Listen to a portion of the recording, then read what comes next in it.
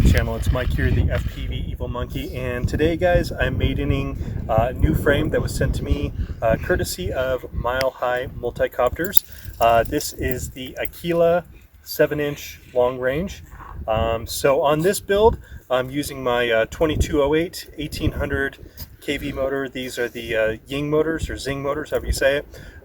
Using Speedix 30 amps, using a Matek F405 CTR board, using TBS Unify Pro 32 VTX Crossfire as usual, and so yeah, Foxeer antenna, GoPro of course, Foxeer Predator camera, everything like usual. So I did go ahead and already hovered it in the backyard. I made sure that everything was working properly, that I always do a little test first before I actually fly it.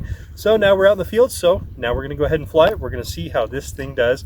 So hope you guys enjoy.